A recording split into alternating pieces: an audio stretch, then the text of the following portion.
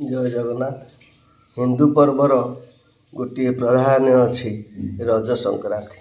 से रज संक्रांति पोड़ पिठा माने ही रज संक्रांति बुझा जाए, कारण पोड़ पिठाटी केवल रज संक्रांति होता है।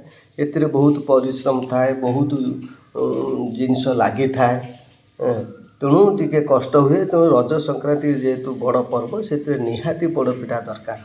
ये पोड़ पिठारे चाउल, गहम, गुड़, नड़िया, क्षीर, दही, छेना, महू आउ काजू, किशमिश, पेस्ता बादाम जहाँ जहाँ अच्छी जिते जिते जिनस प्रोटीन जिनस सबू एथिरे पड़ी थाए। तो साधारणतः नड़िया रे थिबा भल चर्बी शरीर को पोषण जोगा।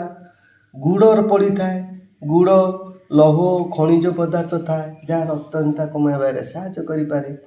काजू किशमिश विटामिन खनिज एथिरे मिली थाए।